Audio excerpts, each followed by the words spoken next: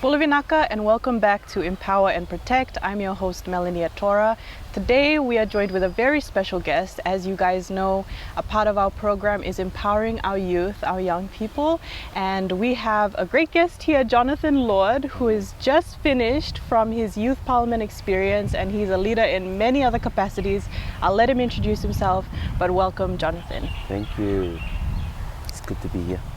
Good to have you. Yeah, Thank you thanks. for coming on.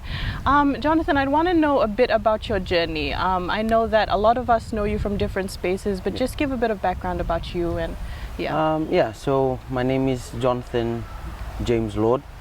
I'm 19 years old.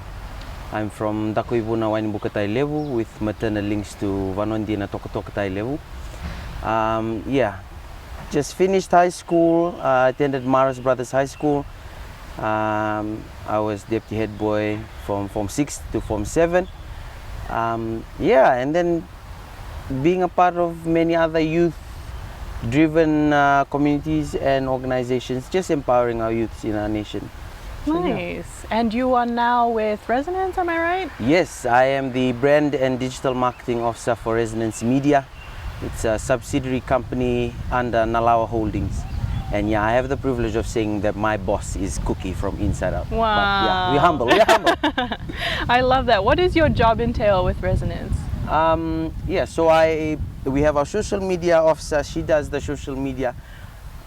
A bit about digital marketing and branding is ensuring that our brands that we post on social media reach the mass, and then calculating and measuring the analytics, which is the demographics, the growth, the followers, and all those other things. They're big words, but it's quite simple once you get the hang of it. And then just holding the ropes of admin and logistics for Resonance Media Company. Nice. So you're part of all the big events that are happening around Suva. We can say that. Yeah, okay. We can say that. Great. Well, I'm just going to brag about you a little bit. I first met Jonathan when he was in his second last year of high school, and he was already in so many leadership roles. I met him as a youth leader at Revo Youth, and I got the privilege to work alongside him.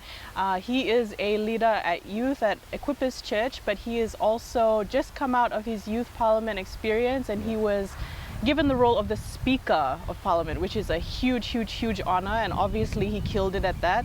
And so he has so many leadership roles across the board. He was also the deputy head boy of Maris last year. So again, a born leader, a true leader. I want to ask you, Jonathan, where did that passion for leadership start, and have you always seen yourself as a leader? So coming up in school, in primary school even, I always took myself as the cool kid that would just be with the crowd. I never saw myself as a leader. But then coming into class 4 at St. Agnes Primary School in Nambua, my teacher saw me and said, you can be a leader. And so I held class captain for that year. And from there, the passion grew. I mean, at a very young age. Being a leader and then slowly seeing the potential that my teacher saw. That's where the passion grew. So whenever there was an opportunity coming up in primary and into high school, whenever there's an opportunity to step forward and say, I can do that, or I'd like to be a leader of that. I always took it. So I think that's where the passion grew. Nice. It's just people believing that I could be a leader. I love that. And you really talk to the importance of people calling out that potential, right, in you. Do you think that's important for adults when we're empowering our youth to really call out that potential? And is there anyone else besides that teacher that kind of really called that out of you? Shout out to my grandmother, my dad's mom. She always saw me as a leader, even from when I was a very young boy with a mohawk and a punk in kindergarten. My grandmother always saw me as a leader, and she always saw that there was more to my story, there was more to my picture. And I think that, like, with the older generation now of our nation and any group, encouraging our young people, one thing I heard when I was in the training for youth parliament, leading up to youth parliament, one thing I heard was this older generation saying, you are the leaders of tomorrow, but you are the change makers of today. Wow. You know, and then if there is no action behind it or nothing, there's no weight behind it, and it's just a saying. You know, it's just a slogan. That's so true. And so I think how we young people go out and we're always wanting to take, oh no, you can give it to us, we can do this, we can lead. Young people also have to understand that we can't lead now. It's not because we don't have the potential. We have the potential. It's just we haven't had enough time to fail. Right. In order for us to be good leaders, we have to allow ourselves in our lives to fail so that we can get back up, learn from it, and do better. And so I think in our nation, it's good that we have the older generation just taking charge. You know, at times where I think we need more youth involvement, more youth engagement in these areas, but it's really for the older generation to be where they are, just now lay the foundation so that the next generation can stand on their shoulders and then look. Right. You know, and they're just there for the guidance. And so, yeah, I think that's where, yeah. I love would that. say. And I think it's important that you're highlighting that it's not that we need to push the generation away. Like there's still value in what they have to say, in their wisdom. I think it's more working together and seeing how our roles align. I love that you brought up your preparation for the Youth Parliament, and we'll talk a little bit about that later. But I want to ask you about your leadership in Rebel Youth, which is the youth sector of Equippers Church. Is there anything that really guides you? Because you're dealing with so many teenagers, you're the same age as them. How do you kind of keep your focus on, I'm a leader, this is my role? Yeah. So yeah, just a bit about Revolution. Revolution is an international brand. It's a bigger platform. It's a bigger family of young people worldwide.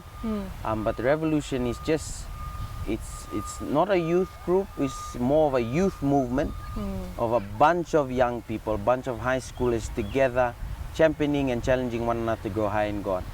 And so being one of the pioneer young people to start off Revel here in Fiji, because I attend Equippers Fiji. So being a part of that and then, you know, seeing it grow, one thing we've always been challenged, and one of the examples we put ourselves to is Jesus leadership, and we know that.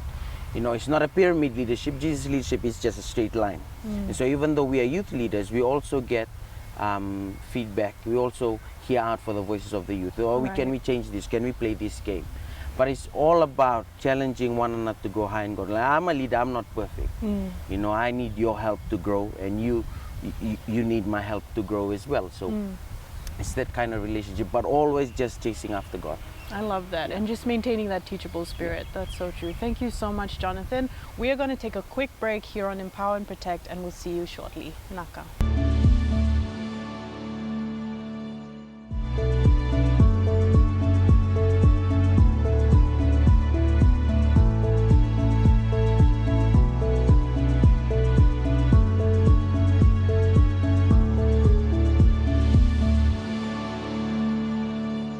Welcome back to Empower and Protect. We're here with Jonathan Lord, an exceptional young leader. And in this segment, we're going to be talking about his experience in Youth Parliament, which he just finished. We know, again, I will remind everybody, that you were elected as the Speaker of the House. Talk to us about that experience. Talk to us about the entire experience of Youth Parliament. So yeah, the Youth Mock Parliament of Fiji 2025. I have an aunt that works in Parliament, and she sent me the link. She sent me the link, and I had a look at it. And I've always been passionate about politics, you know, and Parliament. Yeah. You know, and you know me, one of my end goals is to sit up there in Parliament. Yes. And so I had a look at it, and I said, okay, I'll give it a try. I did up my application, I got my referees and stuff, and I sent it through, and I never thought about it again. And then I think it was a month before Parliament, and I got a call. I mean, this was early in the morning. I was getting ready for work. I got a call, and they said, is this Mr. Lord? I said, this is Mr. Lord. This is Residence Media. How may I help you? He said, no, sir, we want to talk to Jonathan Lord. I said, yes, he is speaking. And he said, oh, sir, congratulations. Your application has been accepted for Youth Parliament of Fiji 2025. So off the phone, I said, I was so excited, I told everyone, and so it is just a prep towards that. You know, getting my suit ready, my shirts and stuff like that. And so it was all good. We started Youth Parliament with the opening of Youth Parliament dinner at the Holiday Inn, which was on the 8th of September. You know, we had a dinner and the speaker and stuff was there. So we all walked in and, you know, I sat at this table and it's so quiet. And you know me, my energy is, you can't stay quiet when you're around me. So I came in and I was just making conversation and then so slowly my little group formed there, you know. And then our official training started on the 9th, which is a Tuesday. And then from there we escalated. And it was great. I mean, being amongst a lot of young people that are passionate about the same thing I'm passionate about. Like, we had the issue of unemployment amongst our youth. We had the issue of drugs and HIV, you know, and then the issue of not much youth involvement in this kind of forums. Yeah. And so it was good to be, you know, wrestling and exchanging ideas and arguments and stuff as we led up to the Youth Parliament, which was on the Friday. And so yeah, it was good. The Wednesday of that same week we had the election, so you had to give in your, if you wanted a spot or wanted the Prime Minister's title or something, you had to give in your expression, your letter of expression. It was an election. Yeah, to the Secretary General of the Parliament, the current Secretary General. And so I went up to her, I said, "Ma'am, I want to give in my letter of expression." Or my expression of interest. She said, "Okay, for." I said, "I would like to be the speaker." You know, and she looked at me, she laughed, and she says, "Okay, here's another one." Because on the list, we already had 5 that had sent in their expression of interest before me. I said, just give it. And she said, "Do you want to put your name in for another title?" I said, "No, we'll go with speaker. We'll see what happens." So went out, and then the other candidates for speaker, they went and they're doing the election and stuff. And one of them came to me and said, "Jonathan, have you done your campaign?" I looked at her, I said, "No." And she said, "So you don't want to be speaker?" I said, I want to be speaker, but let's see what happens." So we did the election, and then we had to speak our last campaign. You know, and all these brilliant young candidates for speaker, and they had the portfolios, and they had the experience, and they had the engagement and stuff. And I just sat there and I said, "Okay, I don't want to be speaker anymore." But then I took the mic and I stood up and I said, "I don't have the long portfolios. I don't have that much youth engagement or youth involvement. But I want to serve my young people. I want to serve our youths. And if I'm given this position, I will do it to the best of my ability, because we're all here for the same thing. Whatever the outcome is, to serve our people, our country, and our young people." Wow. And so I just said that. Went out, they did the election, came in, sat down, and then they read the votes. Secretary General read the votes, and I had the highest. Wow. Now, everyone was clapping, and I sat there and I said, "Okay, so God, what now? You've done it. I've, you know, stepped out of faith, so what now?" And so it was all the preparation from there. You know, the protocol was followed for the, like I was the real Speaker of Parliament. So it was a good idea, I mean, a good experience. But sitting on that chair, you know, the Speaker's chair that they are currently using was the first Speaker of the Legislative Council. He used that same chair. Wow. You know, that chair was designed in 1939. And even Queen Elizabeth sat in that chair. Wow. And so the weight of coming into Parliament, you know, and slowly understanding, because usually when we watch the Parliament channel about Parliament sitting, we obviously assume that the Prime Minister has the full control. Yes. And then slowly understanding that, no, the Speaker, once you walk into Parliament chambers, the Speaker is now the head of Parliament. Yeah. The Prime Minister answers to the Speaker. That's right. And so to be up there and sit down and then look down to, you know, look over to the young youth MPs, it was overwhelming, it was exciting, but it's very humbling. You know, when you felt the weight of the seat, you know, the legacy behind the seat, and it's like you're sitting there and you say, "No, I'm not alone in this." Yeah. Other prominent figures have sat on this chair and they've passed. And so in that moment during our run through, I just sat in that same chair and I prayed and I said, "God, is this the starting point to the plan you have for me to go into politics?" And so from there it was just all about trusting God. and it was good. It was a good experience. We had a lot of good debates. A lot of young people, debated, and it was so good. It was an experience.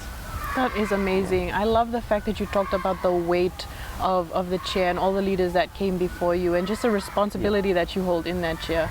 Is it something that you'd be interested in going back into? Yes. Later? I mean, when we received the certificates, even the speaker looked at me and said, "Congratulations, Mr. Speaker. I think now I can retire." Wow. And we just laughed in the moment, but then when you slowly come out and you think about it and saying, "Nah, this is something we can, if we just trust God in the season, let Him guide us, and we'll reach there." Amazing. Thank you so much for sharing that. I mean, I want to take part in Youth Parliament now that you've shared that story.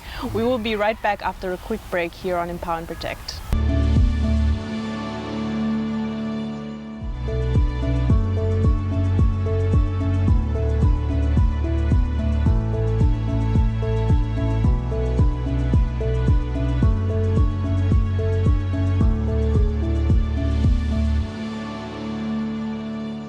Welcome back to Empower and Protect. We're here with a young leader, Jonathan Lord, and in this segment we'll be talking about the call to lead. So Jonathan, I want to ask you, we have a lot of calls from our senior leaders or more mature leaders to step up as young people and lead, and to really rise up and use our voices. But in your opinion, is there anything that we're falling short in currently? Like, how do we really empower our youth? Because it's one thing to say it, but then it's another thing to provide opportunities for it. So what are the challenges that we're facing right now?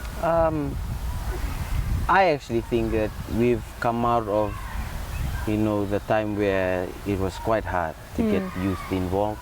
I think we're slowly, coming out of it. We're slowly doing more programs that involve youth. But I think it's just the organization, whoever is calling on this youth to rise up, is provide the resources. Yeah. There are some leaders that are just spontaneous and outgoing, and they have the energy where you just pass them a mic and they just speak. Yeah. But then there are some young leaders, they have the potential.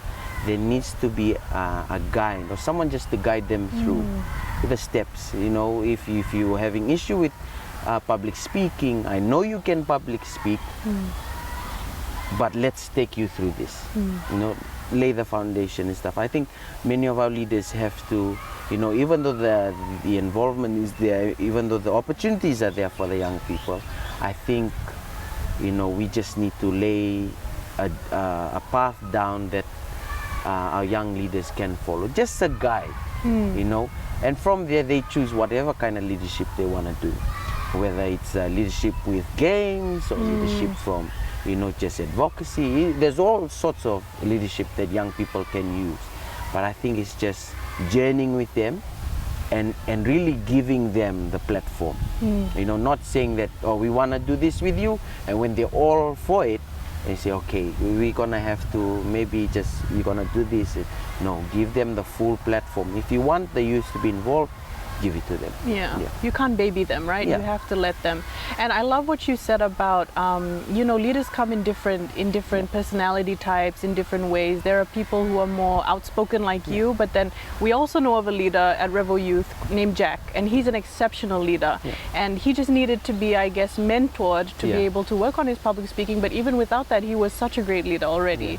So I guess just recognizing the different qualities and not just having our idea of a leader boxed in, right? And I think it's really being open-minded and being prepared that these young leaders are gonna fail on the first try. Wow. Because I've seen that some young leaders, they're given the opportunity, they'll do it. When they fail, there's not okay, good job, probably next time work on this, but you did really good, keep trying, keep pushing. We don't have that.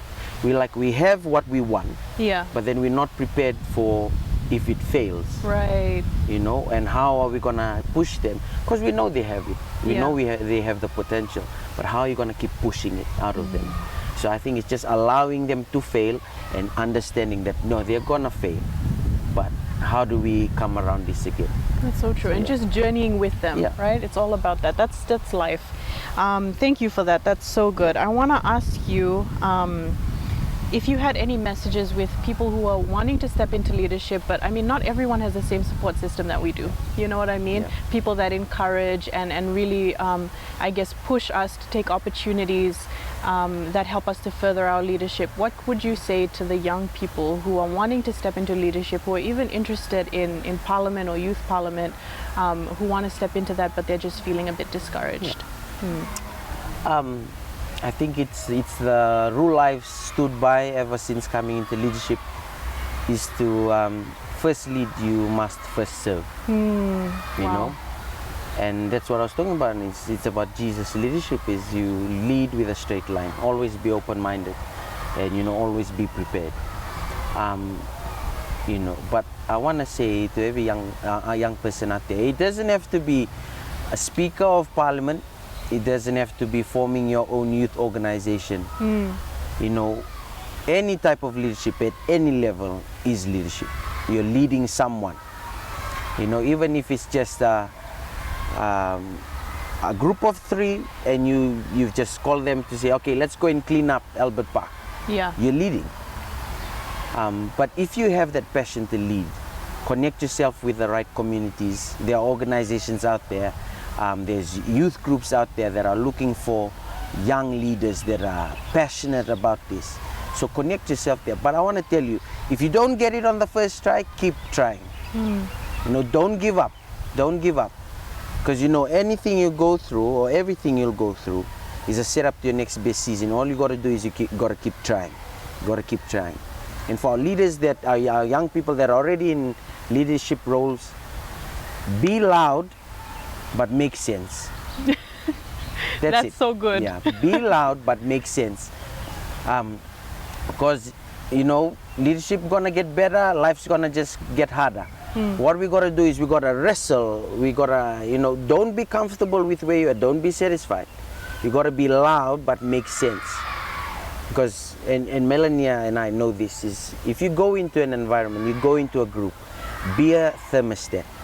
Don't be a thermometer that walks in and starts taking the temperature of what the room is already feeling. Be a thermostat that goes in and say, no, I'm going to change this atmosphere from top to bottom because our youths need it, you know, and our nation needs it. And we got to start binding together and huddling together to start encouraging other young leaders to come on the train with us, because we're going somewhere. We just got to encourage and journey with each other. Yeah, So, yeah. That's so great, Jonathan. I just want to thank you so much for your time. First of all, I know you're a very busy man, but I thank you so much for really taking the time to, again, build into our youth on a different platform. So grateful for you. Thank you, Melania. Thank you for joining us. That's all for this episode of Empower and Protect, and we'll see you next week with a brand new episode. Pinaka.